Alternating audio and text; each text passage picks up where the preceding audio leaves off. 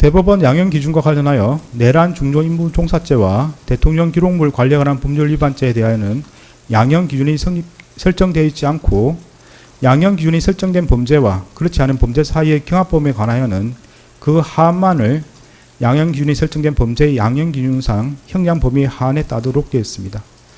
따라서 양형 기준은 이 사건 양형에 중요한 영향이 없습니다. 양형 사유를 구체적으로 살펴보겠습니다. 피고인은 1970년 6월경 공무원으로 임용된 이래 약 50년 동안 외교통상부 통상교섭본부장, 국무조정실장, 경제부총리 겸 재정경제부 장관, 국무총리 등으로 재직하면서 다수의 훈장과 포장을 받았습니다. 피고인 윤석열 등의 내란 행위에 관하여 사전에 모의하거나 실행행위를 지휘하는 등 보다 적극적으로 가담하였다고 볼 자료는 없습니다. 피고인은 국회에서 비상계엄 해제 요구안이 의결되자 이 사건 비상계엄을 해제하기 위한 국무회의를 소집 주재하였고 그에 따라 비상계엄이 약 6시간 만에 해제되었습니다. 피고인은 현재 만 79세의 고령임에도 벌금형을 포함하여 아무런 형사처벌을 받은 전력이 없습니다. 피고인은 최근에 이르러 경도 인지장애와 우울증을 진단받아 그에 따른 치료가 필요하고 피고인의 배우자는 독립적인 고등이 어려워 피고인의 돌봄과 간호가 필요하다는 내용의 관련 자료가 재판부에 제출된 바는 있습니다.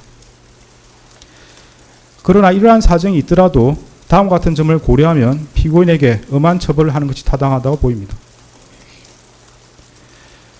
윤석열이 2024년 12월 3일 비상계엄을 선포하고 이에 근거하여 헌법에 따라 보장되는 의회, 정당 제도 등을 부인하는 내용의 위헌위법한 포고령을 발령하며 군 병력과 경찰 공무원을 동원하여 국회 중앙선관위 등을 점거, 출입 통제하거나 압수수색한 행위는 앞서 본 바와 같이 형법 87조에서 정하는 내란 행위에 해당합니다.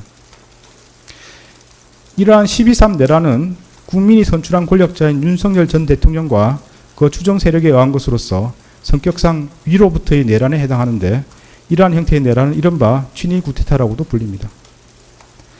세계사적으로 살펴보면 이러한 친위 구테타는 많은 경우 성공하여 권력자는 독재자가 되었고 국민의 생명과 재산과 같은 기본권은 본질적으로 침해되었으며 국가의 경제와 외교는 심각한 타격을 받았고 독재자의 권력이 약해지는 시기가 되면 내전과 같은 전쟁이나 정치투쟁으로 국가와 사회 전반이 회복하기 어려운 혼란에 빠지는 사례를 많이 볼 수 있습니다.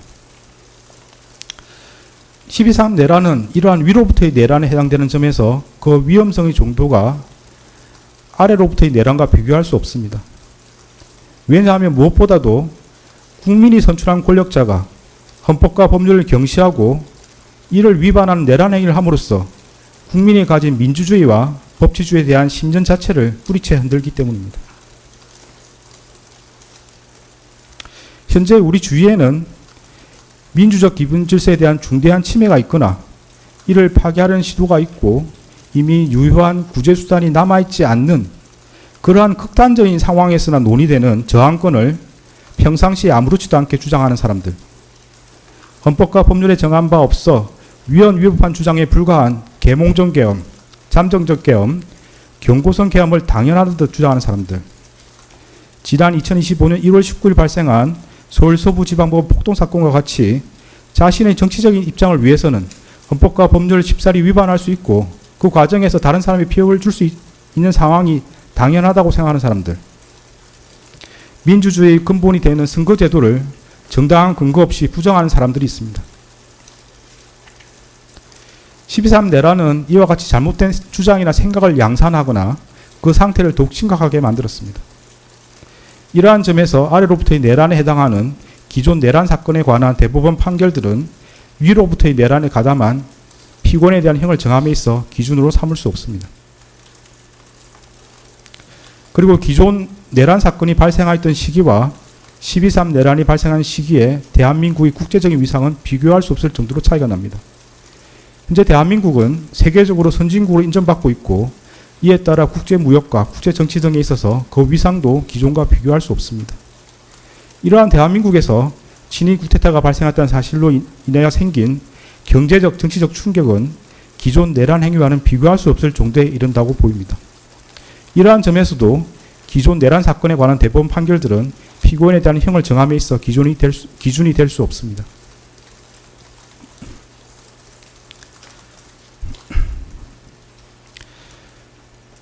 (12.3) 내란 과정에서 사망자가 발생하지 않았고 내란 행위 자체는 몇 시간 만에 종료되긴 하였습니다. 그러나 이는 무엇보다도 무장한 계엄군의 맨몸으로 맞서 국회를 지킨 국민의 용기에 의한 것입니다.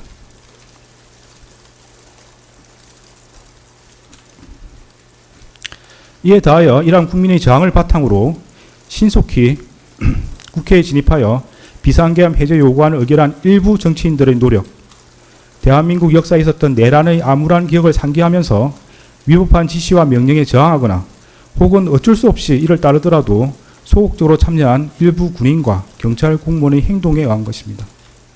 결코 12.3 내란 가담자에 의한 것이 아닙니다. 따라서 12.3 내란 가담자에 대한 형을 정함에 있어 피해 발생이 경미하였다거나 짧은 시간 동안 진행되었다는 사정을 깊이 고려할 수는 없습니다. 일단 국헌을 물랑하게 할 목적의 폭동이 발생하면 이로 인하여 막대한 인명과 재산상 피해, 사회적 혼란이 초래될 것은 분명하고 혹시라도 내란이 성공하여 국민적 합의로 성립한 현재의 헌법 질서가 폭력에 의하여 무너지게 되면 이를 원래대로 회복하는 것은 대단히 어려운 일이 될 것입니다. 따라서 그러한 내란 행위를 사전에 차단할 필요가 있고 이러한 목적을 달성하기 위해서는 내란 행위에 가담한 사람들을 무겁게 처벌하는 것이 불가피합니다. 피고인은 간접적으로나마 민주적 정당성과 그에 대한 책임을 부여받은 국무총리로서 헌법과 법률을 준수하고 헌법을 수호하고 실현하기 위한 모든 노력을 기울여야 할 헌법적 의무를 부담합니다. 그럼에도 피고인은 12.3 내란이 성공할지도 모른다는 생각에 이러한 의무와 책임을 끝내 외면하고 오히려 그 일원으로서 가담하기로 선택하였습니다. 이러한 피고인의 행위로 인해 대한민국은 자칫하면 국민의 기본권과 자유민주적 기본 질서가 유린당하였던 어두운 과거로 회귀하여 독재 정치라는 수렁에서 장기간 헤매 나오지 못하게 될 수 있었고 국민은 씻을 수 없는 상실감과 상처를 입게 되었습니다. 피고인은 국무총리로서 12.3 내란의 진실을 밝히고 그의 합당한 책임을 지기는커녕 사후 자신의 안위를 위하여 이 사건 비상계엄 관련 문건을 은닉하고 비상계엄 선포가 적법한 절차에 따라 이루어진 것처럼 보이기 위해 허위 공문서를 작성하였다가 폐기하였으며 헌법재판소에서 위정하였습니다. 피고인은 재판 과정에서도 허위로 진술을 번복하고 대통령실 CCTV와 같은 객관적인 증거에도 불구하고 아무런 기억이 나지 않는다고 주장하는 등 진실을 은폐하고 책임을 벗어나고자 할 뿐입니다. 피고인이 진실을 은폐하고 책임에서 벗어나고자 한 행위들로 인해 우리 사회의 정치적 분열과 갈등이 더욱 심화되었고 앞으로도 이러한 상처와 갈등이 쉽사리 봉합될 수 있을 것으로 보이지는 않습니다.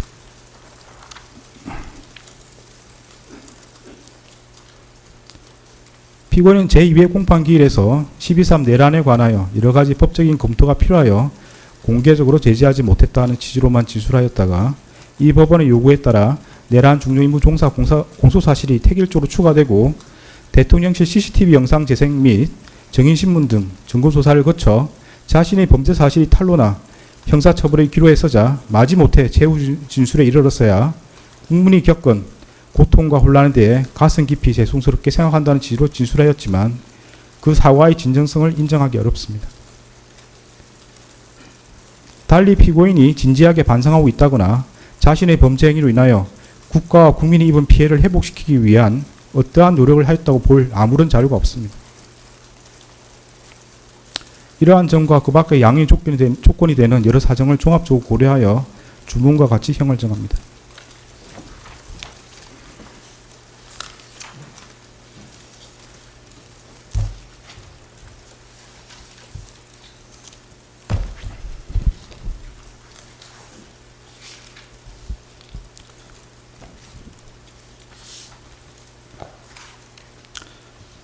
주문. 피고인을 징역 23년에 처한다. 이 사건 공소사실 중 허위 작성 공문서 행사의 점은 무죄. 판결에 불만이 있으면 일주일 이내에 항소장을 제출해서 다툴 수 있습니다. 항소하는 경우는 서울고등법원에서 재판이 진행됩니다. 무죄 부분이 있습니다. 관련해서 안대문을 제공하고 주문의 무죄로 표시된 부분에 대해서는 관보나 신문 등에 이를 기재할 수 있습니다. 그런 절차를 원합니까? 피고인한테 묻습니다. 무죄 부분을 신문이나 관보 등에 게시하기를 원합니까? 특별히 그럴 계획 없습니다.